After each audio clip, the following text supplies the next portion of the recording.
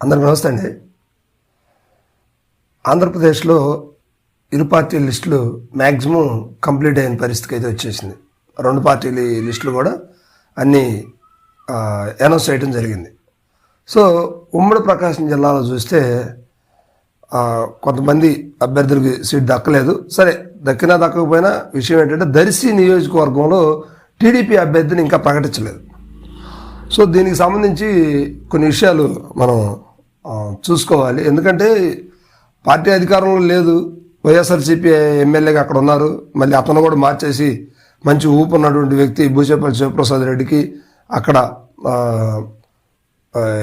ఇన్ఛార్జిగా ఇవ్వడం జరిగింది. అభ్యర్థి కూడా ఆయన ప్రకటించారు.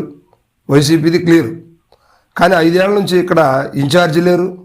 పార్టీ బాగోగులు చూసేటువంటి వ్యక్తులు కూడా ఎవరు ఉండదు. 2-3 వచ్చినా కూడా వాళ్ళు ఎక్కువ కాలం నిలబడలేదు, వెళ్ళిపోయారు.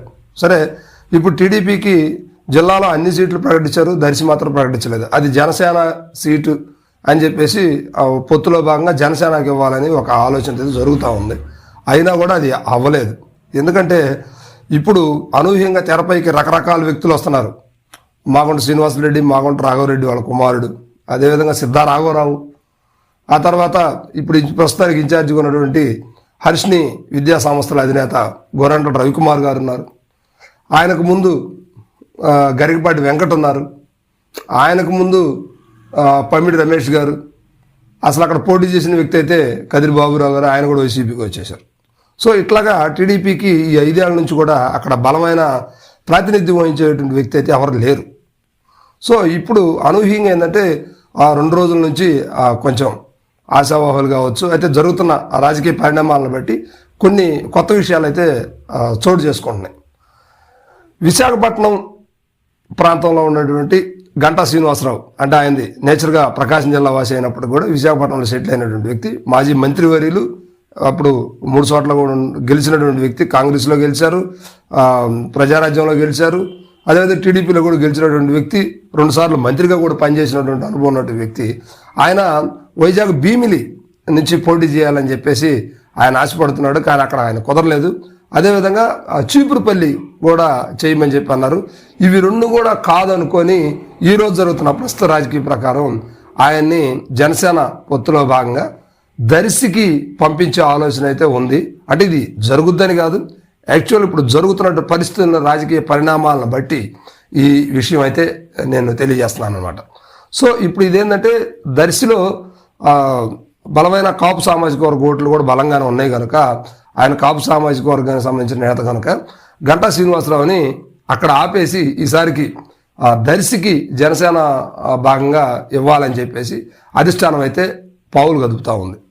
సో అదేవిధంగా ఉమ్మడి ప్రకాశం జిల్లాలో కొండే ప్రాంతానికి సంబంధించినటువంటి ఒంగోలు ఎమ్మెల్యేగా పనిచేస్తున్నటువంటి దామచర్ల జనార్దన్, దామచర్ల కుటుంబం అంటే రాజకీయంగా అందరికీ పరిచయం ఉన్న కుటుంబం అనమాట. దామచర్ల జనార్దన్ వాళ్ళ బాబాయ్ అంటే చిన్నాన్న కొడుకు దామచర్ల సత్య గతంలో తెలుగుదేశం సభకు కూడా, అదే మహానాడు సభకు కూడా పూర్తి స్థాయి బాధ్యతలు తీసుకొని ప్రకాశం జిల్లాలో జరపడానికి ప్రప్రథమంగా కృషి చేసినటువంటి వ్యక్తి దామచర్ల సత్య.